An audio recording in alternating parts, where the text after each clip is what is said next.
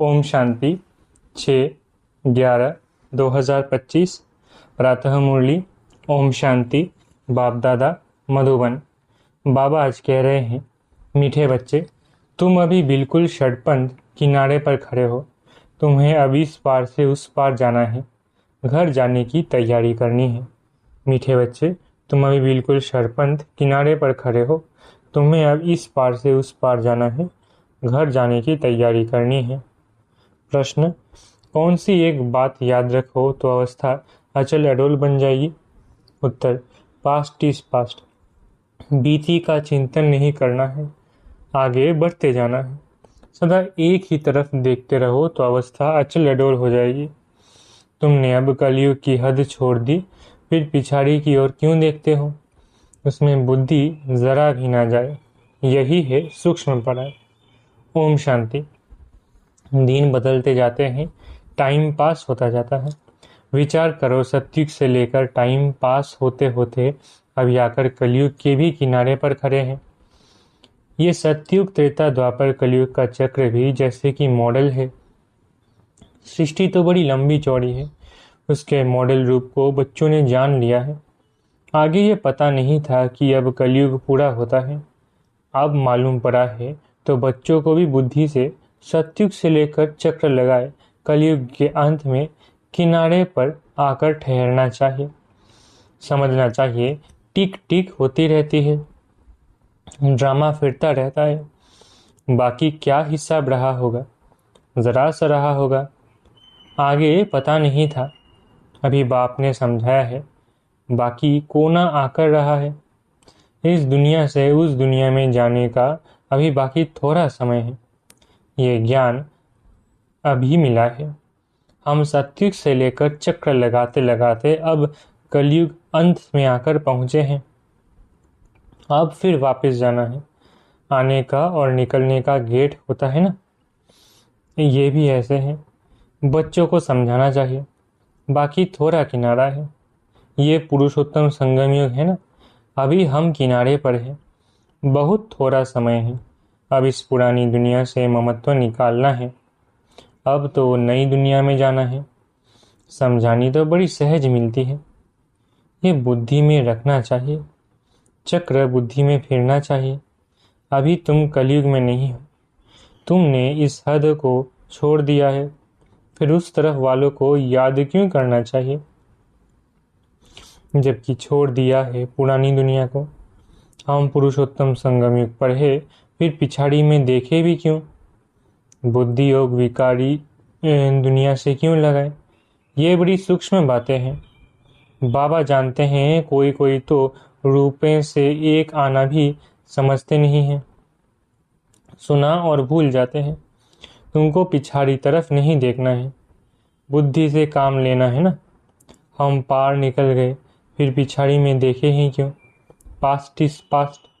बाप कहते हैं, कितनी महीन बातें समझाते हैं, फिर भी बच्चों का कान पिछाड़ी में क्यों लटका रहता है? कलयुग तरफ लटका हुआ है। बाप कहते हैं, कान इस तरफ कर दो। वो पुरानी दुनिया तुम्हारे काम की चीज नहीं है। बाबा पुरानी दुनिया से वैराग्य दिलाते हैं। नई दुनिया सामने खड़ी है, पुरानी दुनिया से वैराग्य। विचार करो, ऐसी हमारी अवस्था है। बाप कहते हैं, पास्ट इज पास्ट। बीती बात को चितवो नहीं। पुरानी दुनिया में कोई आश नहीं रखो। अब तो एक ही ऊंच आश रखनी है, हम चले सुखधाम। बुद्धि में सुखधाम ही याद रहना चाहिए, पिछाड़ी में क्यों फिरना चाहिए? परंतु बहुतों की पीठ मुड़ जाती है। तुम अभी हो पुरुषोत्तम संगम युग पर, पुरानी दुनिया से किनारा कर लिया है। ये समझ की बात है ना। वहाँ कहाँ ठहरना नहीं है, कहाँ देखना नहीं है, बीती को याद नहीं करना है। बाप कहते हैं, आगे बढ़ते जाओ, पिछाड़ी को नहीं देखो। एक तरफ ही देखते रहो, तभी अचल स्थिर अडोल अवस्था रह सकती है। उस तरफ देखते रहेंगे तो पुरानी दुनिया के मित्र संबंधी आदि याद पड़ते रहेंगे। नंबरवार तो है ना। आज देखो तो बहुत अच्छा चल रहा है, कल गिरा तो दिल एकदम हट जाती है। ऐसी ग्रहचारी बैठ जाती है जो मुरली सुनने पर भी दिल नहीं होती। विचार करो, ऐसे होता है ना। बाप कहते हैं तुम अभी संगम पर खड़े हो तो रुख आगे रखना चाहिए।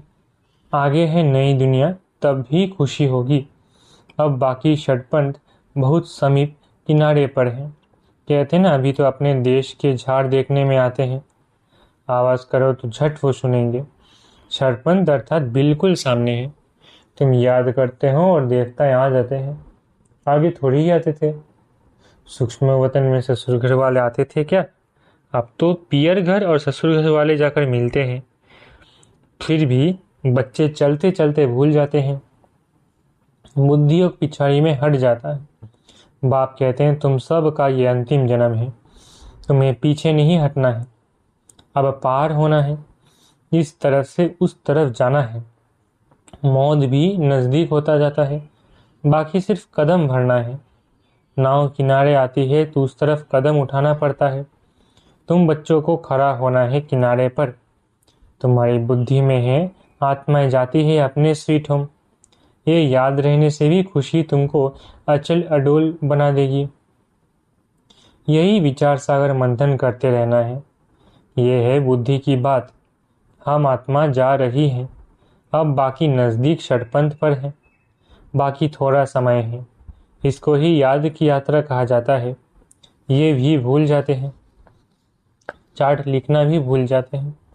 अपने दिल पर हाथ रखकर देखो। बाबा जो कहते हैं कि अपने को ऐसे समझो हम नजदीक षटपंथ पर खड़े हैं, ऐसी अवस्था हमारी है। बुद्धि में एक बाबा ही याद हो। बाबा याद की यात्रा भिन्न भिन्न प्रकार से सिखलाते रहते हैं। इस याद की यात्रा में ही मस्त रहना है। बस अब हमको जाना है। यहाँ है सब झूठे संबंध, सच्चा सत्युग का संबंध है। अपने को देखो हम कहाँ खड़े हैं। सत्युग से लेकर बुद्धि में ये चक्र याद करो। तुम सुदर्शन चक्रधारी हो ना। सत्युग से लेकर चक्र लगाया आकर किनारे पर खड़े हुए हो। षटपंथ हुआ ना। कई तो अपना टाइम बहुत व्यर्थ गंवाते रहते हैं। 5-10 मिनट भी मुश्किल याद में रहते होंगे। सुदर्शन चक्रधारी तो वो सारा दिन बनना चाहिए। ऐसे तो है ही नहीं। बाबा भिन्न भिन्न तरीके से समझाते हैं। आत्मा की ही बात है। तुम्हारी बुद्धि में चक्र फिरता रहता है। बुद्धि में ये याद क्यों नहीं रहनी चाहिए? अभी हम किनारे पर खड़े हैं। ये किनारा बुद्धि में क्यों नहीं याद रहता है? जबकि जानते हो हम पुरुषोत्तम बन रहे हैं, तो जाकर किनारे पर खड़े रहो। जो मुवाफिक चलते ही रहो। क्यों नहीं ये प्रैक्टिस करते हो? क्यों नहीं चक्र बुद्धि में आता है? ये स्वदर्शन चक्र है ना। बाबा शुरू से लेकर सारा चक्र समझाते रहते हैं। तुम्हारी बुद्धि सारा चक्र लगाए आकर किनारे पर खड़ी रहनी चाहिए और कोई भी बाहर का वातावरण झंझट ना रहे। दिन प्रतिदिन तुम बच्चों को साइलेंस में ही जाना है। टाइम वेस्ट नहीं गंवाना है। पुरानी दुनिया को छोड़ नए संबंध से अपना बुद्धि का योग लगाओ। योग नहीं लगाएंगे तो पाप कैसे कटेंगे? तुम जानते हो ये दुनिया ही खत्म होनी है। इनका मॉडल कितना छोटा है। 5000 वर्ष की दुनिया है। अजमेर में स्वर्ग का मॉडल है, परंतु किसको स्वर्ग याद आएगा क्या? वो क्या जाने स्वर्ग से। समझते हैं स्वर्ग तो 40,000 वर्ष के बाद आएंगे। बाप तुम बच्चों को बैठ समझाते हैं। इस दुनिया में काम काज करते बुद्धि में ये याद रखो कि ये दुनिया तो खत्म होने वाली है। अब जाना है। हम पिछाड़ी में खड़े हैं। कदम कदम जूं मिसल चलता है। मंजिल कितनी बड़ी है। बाप तो मंजिल को जानते हैं ना। बाप के साथ दादा भी इकट्ठा है। वो समझाते हैं तो क्या ये नहीं समझा सकते? ये भी सुनते तो है ना। क्या ये ऐसे ऐसे विचार सागर मंथन नहीं करता होगा? बाप तुमको विचार सागर मंथन करने की पॉइंट सुनाते रहते हैं। ऐसे नहीं कि बाबा बहुत पिछाड़ी में है। अरे ये तो दुम लटका हुआ है, फिर पिछाड़ी में कैसे होगा? ये सब गुह्य गुह्य बातें धारण करनी है। गफलत छोड़ देनी है। बाबा के पास 2-2 वर्ष के बाद आते हैं। क्या ये याद रहता होगा कि हम नज़दीक किनारे पर खड़े हैं, अभी जाना है? ऐसी अवस्था हो जाए तो बाकी क्या चाहिए। बाबा ने ये भी समझाया है, डबल सेट ताज ये सिर्फ नाम है, बाकी लाइट का ताज वहाँ कोई रहता नहीं। ये तो पवित्रता की निशानी है। जो भी धर्म स्थापक है उनके चित्रों में लाइट ज़रूर दिखाते हैं, क्योंकि वो वाइसलेस सतोप्रधान है, फिर रजो तमो में आते हैं। तुम बच्चों को नॉलेज मिलती है, उसमें मस्त रहना चाहिए। भल तुम हो इस दुनिया में, परंतु बुद्धि का योग वहाँ लगा रहे। इनसे भी तोड़ तो निभाना है। जो इस कुल के होंगे वो निकल आएंगे। सैपलिंग लगना है। आदि सनातन देवी देवता धर्म वाले जो होंगे वो जरूर आगे पीछे आएंगे। पिछाड़ी में आने वाले भी आगे वालों से तीखे जाएंगे। ये पिछाड़ी तक होता रहेगा। वो पुरानों से तीखे कदम बढ़ाएंगे। सारा इम्तिहान है याद की यात्रा पर। भल देरी से आए हैं, याद की यात्रा में लग जाए और सब धंधा दौड़ी छोड़ इस यात्रा में बैठ जाए। भोजन तो खाना ही है। अच्छी रीति याद में रहे तो इस खुशी जैसी खुराक नहीं। यही तात लगी रहेगी। अभी हम जाते हैं। 21 जन्मों का राज्य भाग्य मिलता है। लॉटरी मिलने वाले को खुशी का पारा चढ़ा रहता है जाता है ना। तुमको बहुत मेहनत करनी है। इसको ही अंतिम अमूल्य जीवन कहा जाता है। याद की यात्रा में बहुत मजा है। हनुमान भी पुरुषार्थ करते करते स्थैर्य बनाना। भंभोर को आग लगी, रावण का राज्य जल गया। यह एक कहानी बना दी है। बाप यथार्थ बात बैठ समझाते हैं। रावण राज्य खलास हो जाएगा।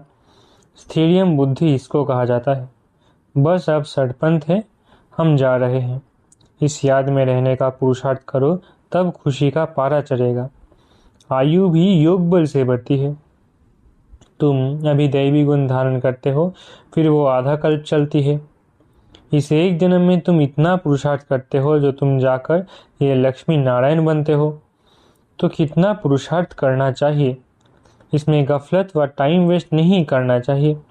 जो करेगा सो पाएगा। बाप शिक्षा देते रहते हैं।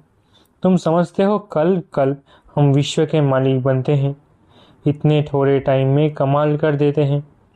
सारी दुनिया को चेंज कर देते हैं। बाप के लिए कोई बड़ी बात नहीं, कल्प कल्प करते हैं। बाप समझाते हैं, चलते फिरते खाते पीते अपना बुद्धि योग बाप से लगाओ। ये गुप्त बात बाप ही बच्चों को बैठ समझाते हैं।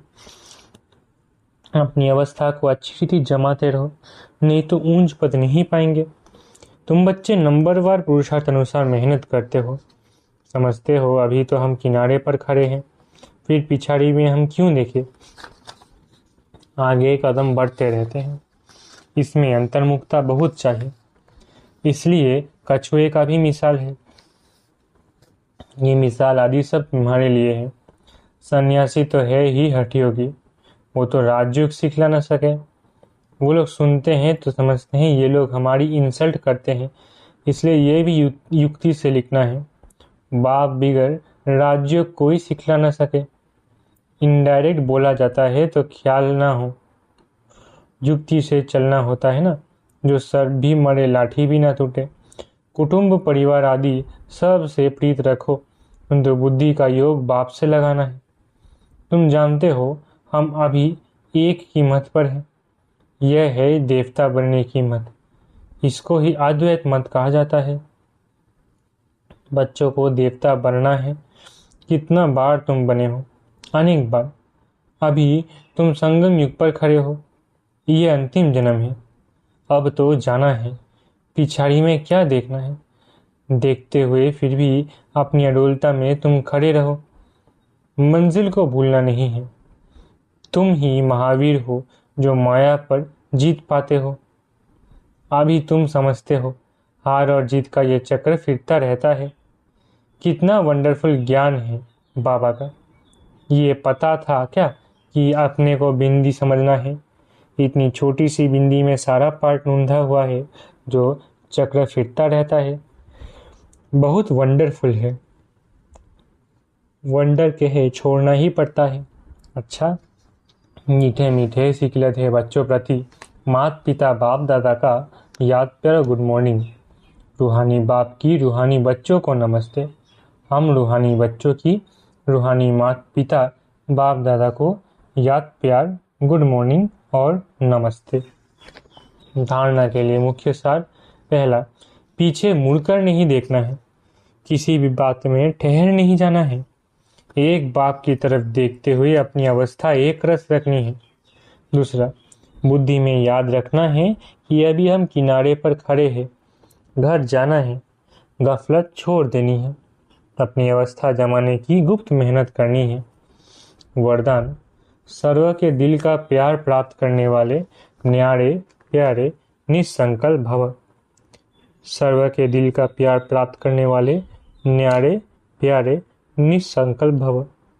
जिन बच्चों में न्यारे और प्यारे रहने का गुण व निसंकल्प रहने की विशेषता है, अर्थात जिन्हें ये वरदान प्राप्त है, वे सर्व के प्रिय बन जाते हैं, क्योंकि न्यारेपन से सब के दिल का प्यार स्वतः प्राप्त होता है। वे अपनी शक्तिशाली निसंकल्प स्थिति व श्रेष्ठ कर्म द्वारा अनेकों की सेवा के निमित्त बनते हैं, इसलिए स्वयं भी संतुष्ट रहते हैं और दूसरों का भी कल्याण करते हैं। उन्हें हर कार्य में सफलता स्वतः प्राप्त होती है। स्लोगन, एक बाबा शब्द ही सर्व खजानों की चाबी है, इस चाबी को सदा संभाल कर रखो। स्लोगन, एक बाबा शब्द ही सर्व खजानों की चाबी है, इस चाबी को सदा संभाल कर रखो। अव्यक्त इशारे, अशरीरी व विदेही स्थिति का अभ्यास बढ़ाओ। एक सेकंड में चोले से अलग तभी हो सकेंगे जब किसी भी संस्कारों की टाइटनेस नहीं हो। जैसे कोई भी चीज़ अगर चिपकी हुई होती है तो उनको खोलना बहुत मुश्किल होता है, हल्के होने से सहज ही अलग हो जाते हैं। वैसे ही अगर अपने संस्कारों में ज़रा भी ईजीपन नहीं होगा तो फिर अशरीरीपन का अनुभव कर नहीं सकेंगे। इसलिए ईजी और अलर्ट रहो। अच्छा, ओम शांति। शुक्रिया बाबा।